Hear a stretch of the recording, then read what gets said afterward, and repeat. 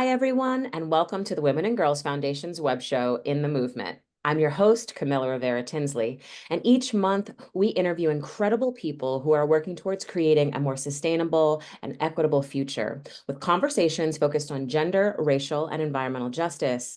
And this month, I am thrilled to have my guest, Ciora Thomas, join me. We're going to be discussing SisTers PGH and how it impacts and uplifts the trans and non-binary community. Thank you, Ciora, so much for joining me today. Please tell us a little bit about who you are and your personal journey, and how it connects to uplifting the trans and non-binary communities in our region. Who I am. I'm a Pittsburgher, born and raised in Pittsburgh, actually Homewood to be specific. East Side girly, so I spent most of my time growing up on the east side of Pittsburgh. The north side's still a little foreign to me. I know it, but it's still a little foreign to me. But with that also came, the marginalization of just being a Black trans girl in Pittsburgh who wasn't even considered, as someone who needed to be like holistically taken care of and provided services for. I spent most of my young life as just a homeless teen, with the other homeless trans teens, right here in downtown Pittsburgh. So, that has also been a part of my story, but a story that has had a triumph with, creating Sisters PGH to ensure that the futures of Black trans women and girls, doesn't have to stop downtown as homeless teens. It can actually start downtown with our new space, the Stonewall Inn, downtown with a new path forward, for care, for services, for resources. So, yeah, it was a journey that I'm grateful for every step of the way, that brought me to this very point of where we are now. Thank you for sharing that. It's so great that you are from this community and from the community that you serve, so that young people can really feel like they can connect to you. And our Black trans community, our Black trans women and girls, it's Yes. so important. So I'm thankful that you are here. What is the origin story of Sisters PGH? Yes, so the origin story started with a sex worker who was me, as a young sex worker surviving in downtown Pittsburgh, alongside other young sex workers who were, again, homeless in downtown Pittsburgh. And visiting the different nonprofits that provided service or said they provided services, for us. But every time, we would go to, a different service provider or nonprofit, we would, what I didn't know then that I know now, we would just be a number in the space, and be given a slice of pizza, a gift card, and sent on our way. And that was not sustainable, to our futures. It was sustainable for the nonprofit, but it wasn't sustainable for the people that was coming to to an organization for support. And I remember a night, I was just tired. I was tired of being homeless. I was deep in addiction at this time as well. So it was either decision A or decision B. And decision A, we wouldn't be sitting here today having this conversation. Decision B was to change something in the city and do something before I even knew what I wanted to do. And then I uh, went to rehab, got myself together. While I was in rehab, I was like writing the first name of Sisters was Sisters United. That was the very first name for Sisters PGH was Sisters United. And I started building it and I started connecting with those nonprofits that I was going to nonstop, but wasn't getting everything that I needed, from these programs. I was also learning. I was learning what to do and what not to do. When I started to speak loudly about the need for centering Black trans women and girls, in Pittsburgh, they started to latch on to me, and wanted me to be a voice, for the community. And I remember back then I was going to the GLCC pretty normally when it was in Squirrel Hill, and then they eventually moved downtown. And when they got downtown, there was a trans woman there named Nancy. She had a YouTube channel. I asked her, I said, I wanna do, what you're doing. I wanna use my voice and get my voice out there on the internet. We're down here downtown all the time working. I want to talk to the girls that are downtown, talk about our experiences. And so folks know that we're down here because, when folks, and folks saw us like on a Friday and Saturday night back in my day, I guess. If you were coming downtown in Pittsburgh, you saw an abundance of trans women that were downtown at the gay bars, frequenting Liberty Avenue. And we were all out there, dealing with the same situation. So Nancy gave me a chance, and I did my first like little interview session. And I was going downtown, and the girls thought it was so funny when I first started doing it because I had like this mic. Nancy had like this big light because we were doing it at night, and I was like doing interviews with the girls like just about like what we're doing downtown, how our nights is going, what we things we need as young girls. And you know, uh, I moved from there and continued to build the organization. I learned what accountability looked like, and not just accountability for like my growth as a young leader, but what accountability looked like to the nonprofit industrial complex, what accountability looked like towards systems of oppression that were purposely having me where I was in these situations just to feed these complexes and systems around me. And I continued to build from there. And as I was building a nonprofit, also building a nonprofit that wasn't consumed in the nonprofit industrial complex, Mm. um, that actually cared about the people we served, loved the people we served, appreciated them, and also didn't plan for them to be a lifetime member of the organization. And here we are now. We started our first drop-in center in Squirrel Hill. This is after I got my first little efficiency apartment in Garfield. Well, it's still Garfield, but in Garfield and back in the day. And I was letting a lot of the girls and queer folks like move in with me in my little efficiency. All those that were like, we were outside all day. Garfield wasn't far from or isn't far from downtown, so it was an easy commute for the girls that were working downtown to get up to my crib. And like at the end of the nights, we would go there. It was working out for a little while, but it just wasn't. And that's what really got me into housing. That's when I really started thinking about housing work and what does equitable housing look like for us? Because my landlord didn't even know I was trans at the time. He ended up finding out and he ended up evicting me because of that.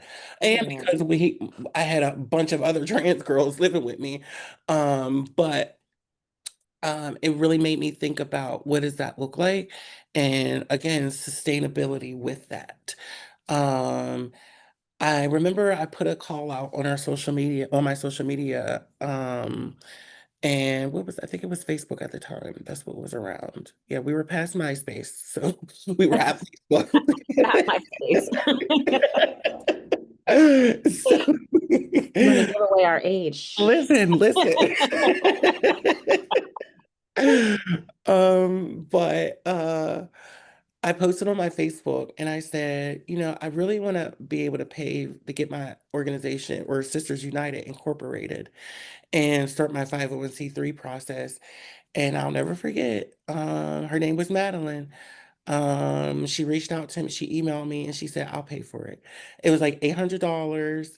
And I went on LegalZoom, because that was the process I knew at the time. So Mhm. I went on LegalZoom and I did all the things of the things, got us incorporated. She actually I gave her the login credentials for LegalZoom, and she went into LegalZoom and paid for it herself. And then we paid for the package with like the incorporation and 501(c)(3). And so I'm still having to learn what a 501(c)(3) is at this time too. I remember studying every single document, every single thing that I could about building the organization. I reached out to community to see who wanted to join, like my board, my leadership team. I got some hits, and some folks were joining the leadership team, and folks, the girls mostly, who ain't know nothing about running an organization. I didn't know what I needed to expect out of them. As board members, it was just we was trying to make it work. And Mhm. we did. Uh, our first little drop-in center was in Squirrel Hill. This was around 2015, 2016. After just building sisters, just like from my house and the streets, and um uh I finally found a little spot. The community was donating to us on like a regular basis. So I was starting to manage a little bit of money. Mhm. At the same time using the money because I was still a sex worker. So using the money that I was making during that to also pay the rent for that drop-in center. And I've never told that to nobody. Oh my And not gosh. that I'm embarrassed, but because I'm not, but Cool. that was a part of my struggle, the things that people didn't understand of how I was building the organization, even when I so desperately wanted to get out of sex work. I was so tired of like my body, my body just being allowed to be touched by anyone.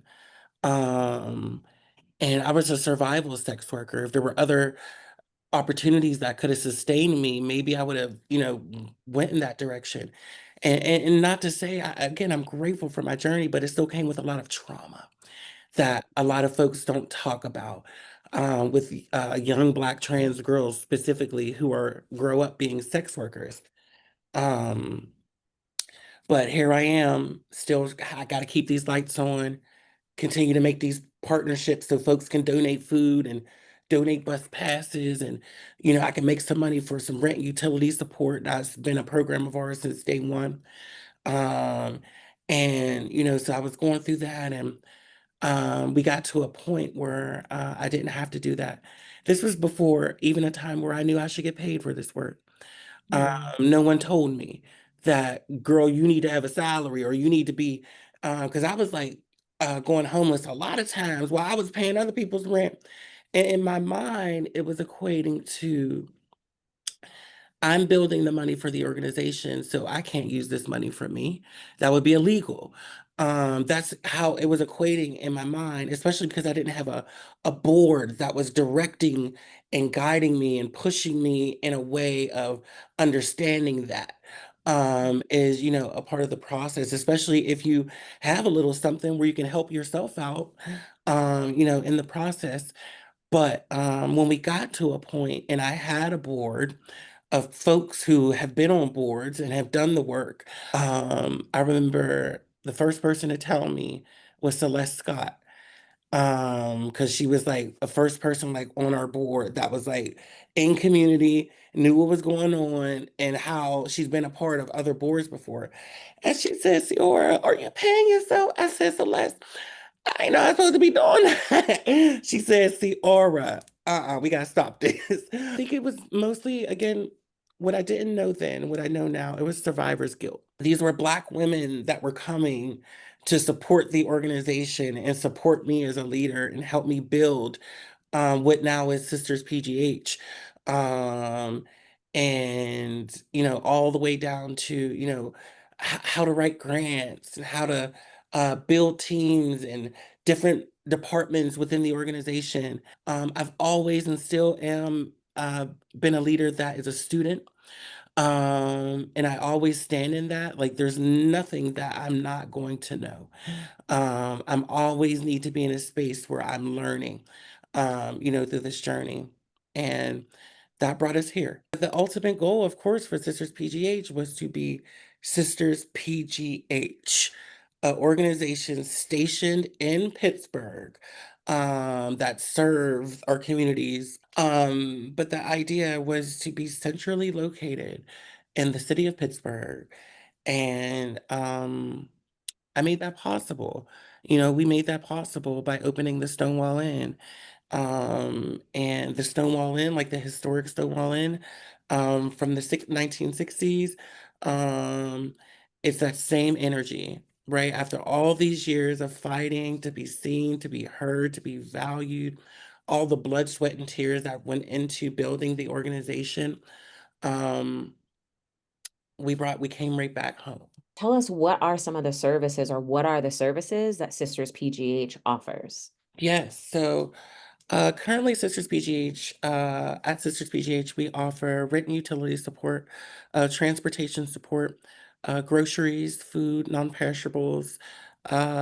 We also offer behavioral health services. So this is therapy with our behavioral health programs manager, who is a licensed therapist. Uh, Mm. and through this, we are building out this behavioral program to be even more robust to serve the community. Because this is a thing that I know is ultimately really needed as a step 1 through 3 for service provision for those that we're serving, because we're coming from trauma. We're coming from trauma and we're trying to access resources without having the chance to unpack that trauma. So, if we can also implement that while we're providing the services, we have a better service outcome for those that are coming within the organization. We also have case management. Two housing options that we have within the organization is Project T, which is specifically for Black trans women and girls who are experiencing homelessness or housing insecurity. And our Project T coordinator runs that program. And this is transitional housing with a capital T, because this is not a space where Black trans women and girls just go to and get left. They're not just there just to, again, fill a bed.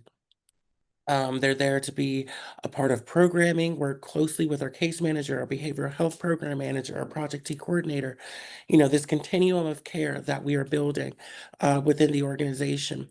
And again, that positions them to be successful in the program, transition out the program, because when they do transition out, we provide their first month's rent and security deposit for wherever they move.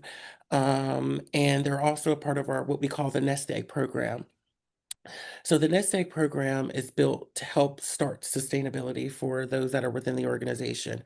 And particularly at Project T, for the first 3 months, they don't pay rent. After the third month, we start to allocate a rent from them. But the rent dollars that they're paying into rent goes into an escrow account for them. And once they complete the program, however long they've been there, those funds go directly back to them, every dime. So we're able, funding uh, wise, but to provide a first month's rent, security deposit, their nest egg, they go with, and we usually typically give them like a housewarming gift when they're moving out. And um so that's how we transition folks out of our programs. Another housing program we just started is Monica Roberts Place. Monica Roberts Place is named after Monica Roberts, who was a very influential Black trans woman from Houston, Texas. She was our griot, is what we called her. She really was the storyteller of, Black trans women, or specifically, but Black and brown trans people, and really change mainstream media on how they address us in media. And so I named it after her.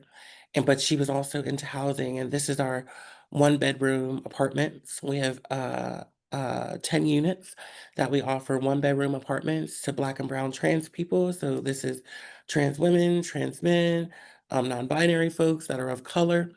And with this program is so it teeters transitional housing. How the programming is set up, it's not like as structured as Project T because Monica Roberts Place is more independent. They come in with the income, they have to pay rent. 50% of that rent still goes into the nest egg program. The rest of that goes into operations for the program. But there is a home ownership piece to Monica Roberts Place. And this is where we are preparing our tenants to be homeowners. A part of my strategic plan is after 2 years of them being at Monica Roberts Place, they should have been. We're going to be providing home ownership workshops. So they're going to be learning about home ownership, how to build your credit, how to, what loans are, all the things that come along with buying a home. And that's the goal with Mono. We have the space, we have the staff, we have the programming. We're going in our first year, of Monica Roberts Place. So there's going to be a lot of learning that comes along with, these first couple of years as well. But the goal, again, is to make sure they're engaged with those homeownership workshops, those financial literacy, workshops, to prepare them to be a homeowner. A huge part of my job is for us to provide the down payment for the home for them so that they don't have to worry about paying the down payment because that's typically one of the biggest hurdles in buying a home is coming up with $20,000, $50,000, $100,000, to put down on a home. Um, but we're a nonprofit. So we can build a capital campaign, we can work with our funders, we can have intentional conversations on how can we really curb the housing crisis for trans people in our area. And this is one of the ways that we can curb the housing crisis. Again, destructuring the nonprofit industrial complex, and providing the resource for trans people not to be homeless. And God willing, we'll have the funds, setting the organization up in a way that we are thinking sustainably about those that we're serving. And for me, home ownership can be that first step of really moving the mark on the marginalization that Black and brown trans people are facing. And starting here, in Pittsburgh, we also have a branch in Philadelphia that we just started this year as well. So, and thank you. It's a lot of work. But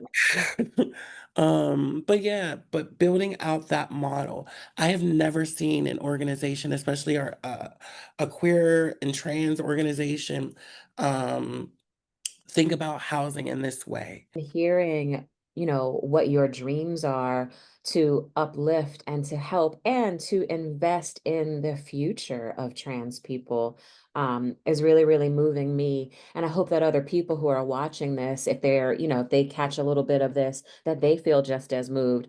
I wish that I had access to lots of capital because I would love to write a very big check.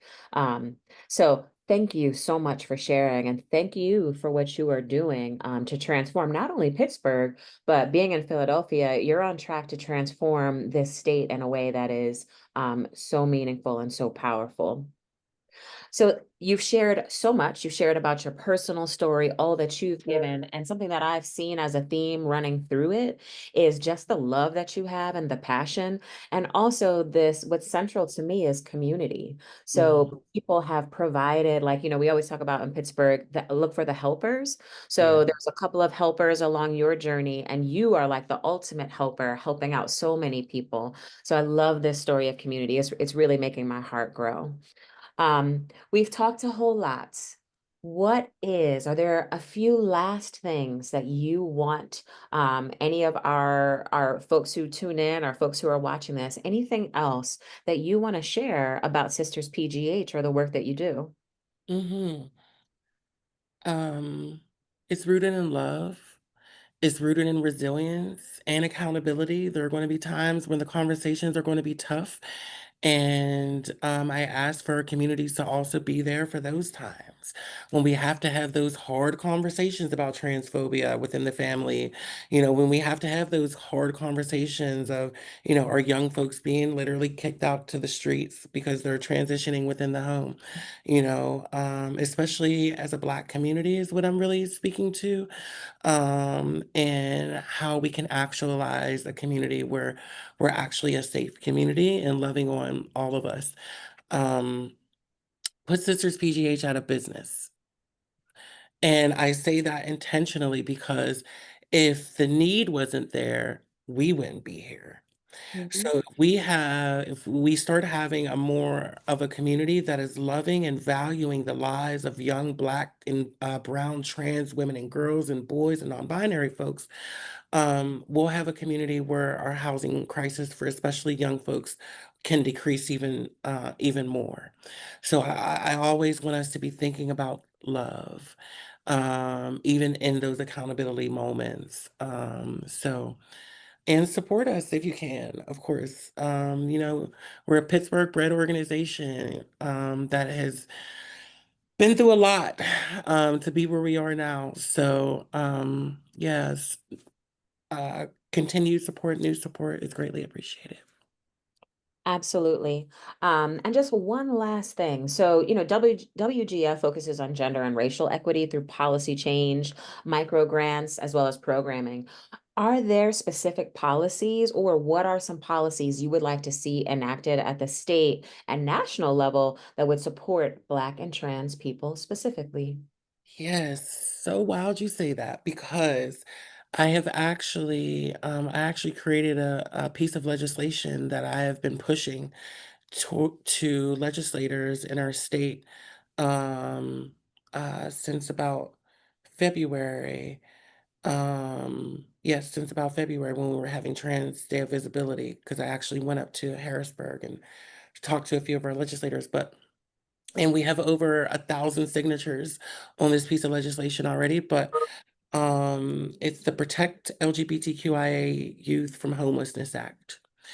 And what this act mentions is firstly, there will be a space of accountability for parents who put their kids out on the streets.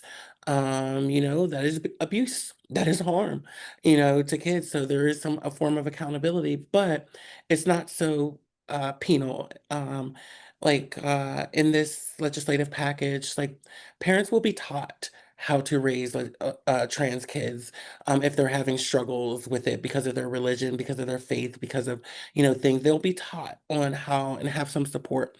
And then it goes all the way up to um, the state funding, organizations that are doing this work in a more sustainable way, and I would love to send it to you. I'm just paraphrasing the legislative package, but I would love to send it to you so you can look at it. But that's one thing I would really love to see. Uh, and as well as when it comes to Pittsburgh,